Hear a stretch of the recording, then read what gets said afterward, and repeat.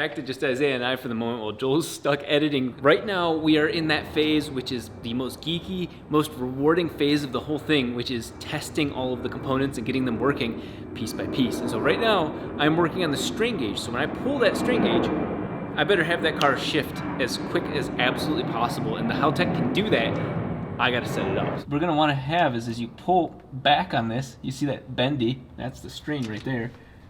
We're gonna go ahead and see what it says. So what I'm looking at right here is that the flat shifter sits at this 2.6 volts. There's the flat shift input right down there. As I pull it towards myself, or towards the back of the car, you see that the strain gets more and more the harder I pull it. It drops the number from 2.6 down. And same thing when I push it forward, 3.8 and up. And so you're actually guessing, okay, look at it, it took about 1.7 to do that. And so you actually put in here, hey, you know what, for an upshift, start the upshift process at 3.5 volts. I can set all of this. And so that's exactly what I'm gonna do is go, okay, once it starts getting to 1.7, you know it means business. And once it gets up to 3.4, you know I mean business. We'll fine tune those as we go. What I'm hoping is we'll fire it up and you're not gonna be able to hear me as much, but we're gonna see, just putting around, if the car will cut ignition each time I pull it. And then hopefully when I go to upshift it, it'll auto rev the throttle for me. And that's the other thing I've really set up is that reverse and neutral right there, right? Well, if you set these voltages all up wrong, that's this sensor right here.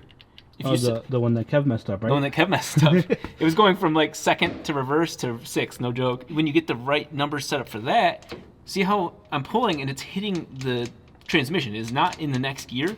It was showing up as the next gear. And so the transmission thinks it did its job. So right now, no matter how hard I pull it, that transmission knows it's not making it to first gear. Oh, but yet, once you hear that click in, it knows it's in reverse.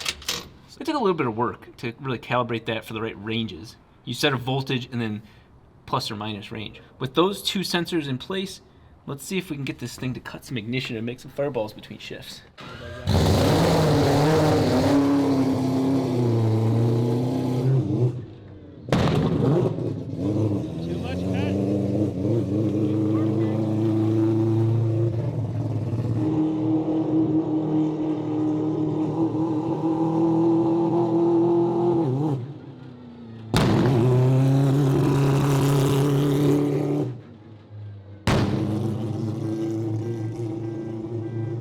Set off alarms? Yeah. That's a 100% ignition cut for like a second, 1.2 seconds. And so, I don't know if you saw me on that last run, as soon as I pulled it, I was like, oh God, boom! I was like, boom! So, okay, so the car sets off car alarms. That's insane. Gunshots, okay, so I don't need to test it anymore because we know that it's finally activating, but I have it very dramatically overkill. Two parts of that. One is that I have it cutting 100%, which probably in a race environment is okay, but the problem is my buddy Kev made a mistake on the wiring harness, and so that sensor is using a different type of ground, and so that sensor changes voltage, whether the car's running, alternator's running, or if it's starting or stopping. So unfortunately, the sensor's reading wrong for the gear selector, so it changes. So the car's supposed to, as soon as it recognizes you get in the next gear, turn the ignition back on. You saw it held out for that whole 1.2 seconds. Oh my God. It's really difficult to be sitting in the shop and having a Renesys sitting on this table. It gives me a headache. My stomach hurts. There are a lot of things that this pains me with, but you know what? The best kept secret on how to deal with something like this is actually from New Zealand. It's Athletic Greens. This is what's gonna help me with the gut support, with my mental clarity. Perfect way for me to start the day. I love drinking a ton of water when I'm on the go. You can use one of these packets. You can also use the full container right here. A couple different areas of benefits that AG1 by Athletic Greens offers to me. I do want mental clarity. I do want mental stability. I want hormonal balance. That's stuff that gets weird as you get older. Obviously gut health, less gut, more health, and of course antioxidants and probiotics, all these different cool things that are proven to help you with making sure that you're healthy. And that's exactly what you get. All of that, over 75 different things inside of one scoop of AG1. It's almost difficult with the time I've been given to talk about all the different benefits. It's all on the back here, you can see it. Tons of different things going on, including making sure it's alkaline, because I eat a lot of really sour stuff, so it's really good to help balance that out. This is a perfect way to start the day. Now, I'm not lactose intolerant, But this is an excellent source of probiotics without having to do yogurt, because that's the only thing I know of that has probiotic strains. This has 2 different ones, which are always good for helping with your gut bacteria. To get your first order started, go to athleticgreens.com/RobDahm, and they will include a 1-year supply of vitamin D plus K and 5 free travel packets. So I realized what I just did. You got to be careful if you're me and you're not rushing, but you're just not thinking things through. Upshifts and downshifts, going up a gear and down a gear, twist my brain up so many times. Like if I'm going to downshift, that means I'm going to go up. See? So look at what I did. This is why my neighbors are going to report me. I set upshift, which up means that I'm going to go up a gear, right? Like ding, ding, right? I think so, right? Downshift goes down a gear. No, see? Upshift. Yeah, so shifting up to the next gear is actually pulling towards me. So yeah, upshift, shifting up to the next gear. So I have these in reverse, and the reason I knew that was I looked at Haltech's logs, and I'm very impressed with this. And all this gobbledygook down here is just showing the ECU triggering different circumstances. And then what really threw me off is that it tried blipping the throttle on my upshifts. I'm like, that's supposed to be a downshift. Vice versa. You see what I'm saying? Is that this was, but you don't throttle blip unless you're shifting to a lower gear. So I realized that I had them mixed, and so I was sending the computer the wrong signals. So therefore, it wasn't stopping those circuits because the conditions were never met because they were backwards. So with how confused I was, let's see if this setup works. I hope I'm not going to explode again.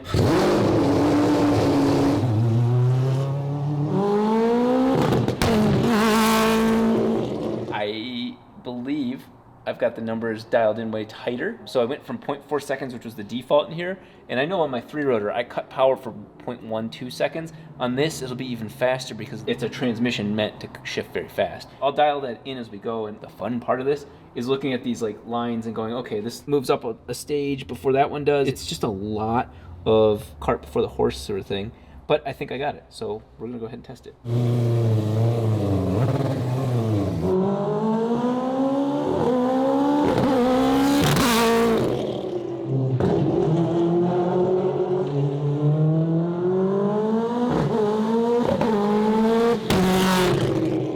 That was pretty sick.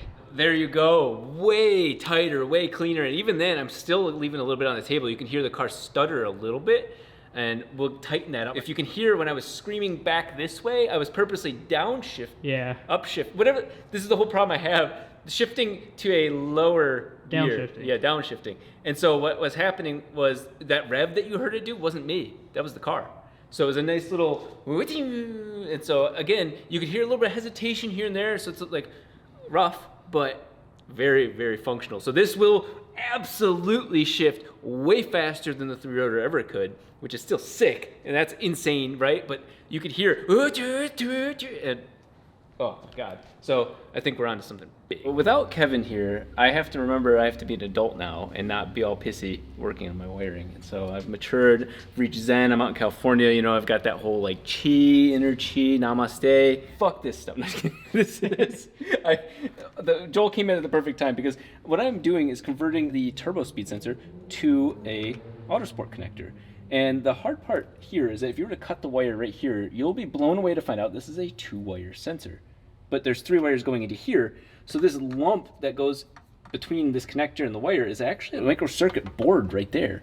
And it was covered in aluminum foil insulation, and I covered that with kind of a cheaper, sticky sort of heat shrink. And so this one, it'll go here, I'll glue that in, and then you can see that I actually am negating the connector because I hate how much space this takes up real estate wise.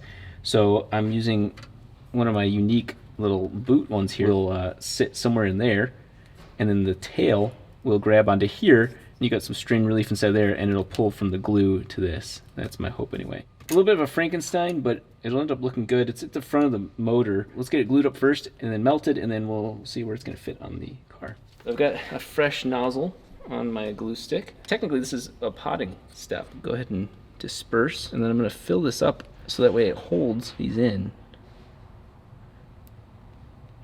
This is my first time potting a connector. Always room for improvement, but this is kind of a low risk one to start with, so I feel good. Goes in there, it's gonna sit down in there, and it's gonna hold the wire and whatnot into this body.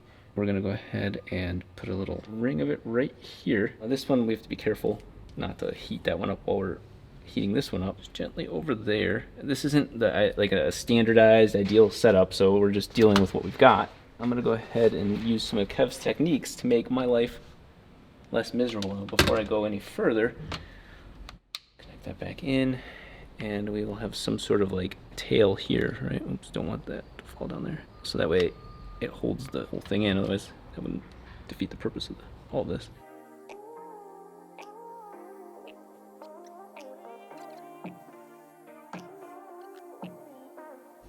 So Kev showed me a really cool way of filling these up. Mask down here, mask up there.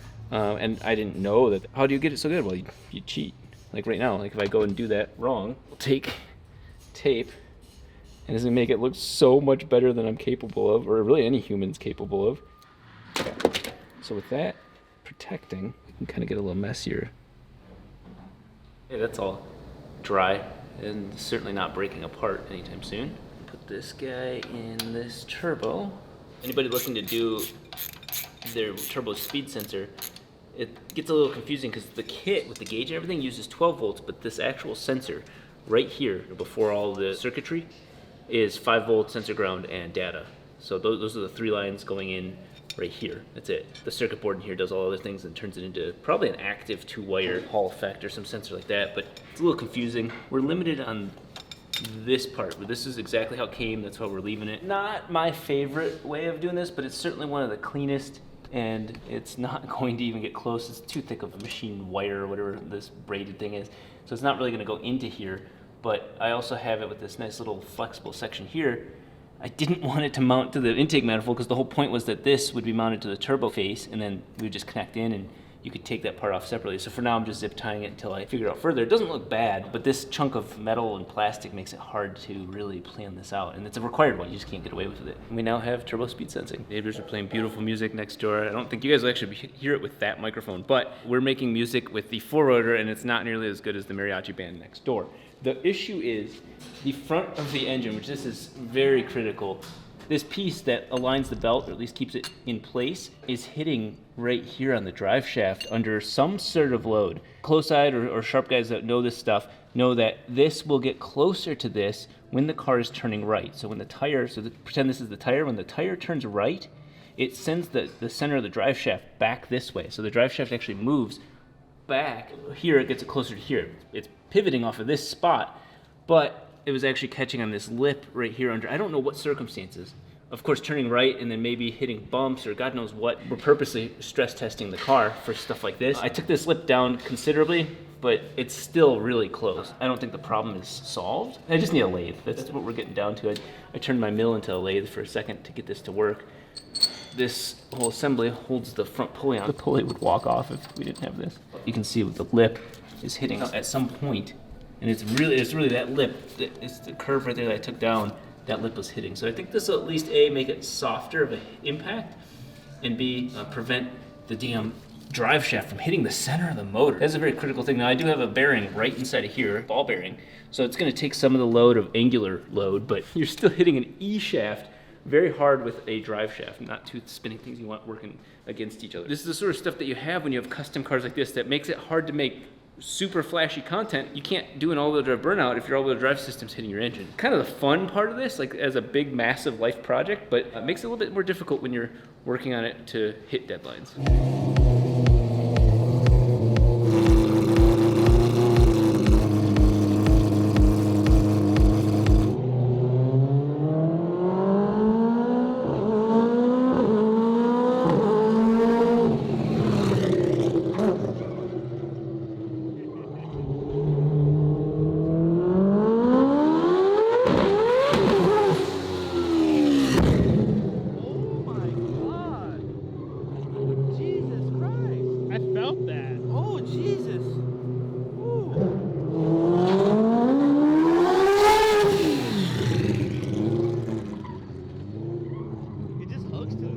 I turned the all-wheel drive down to figure that out a little bit, and it binds up a little bit, but it's neat to see, okay, X amount of PSI to the all-wheel drive system gives me a little bit of slip. I wanted it to grip, so I wouldn't get you guys, hurt or anything like that. But I wanted it to. Yeah, it gripped. No, Yeah. I want to get hurt. Let's look at the data, because that's probably the most telling fact of all of this. This is a typical shifting situation for me. So the green line is RPM, and the white line is my boost. And so what you'll see is boost starts to build.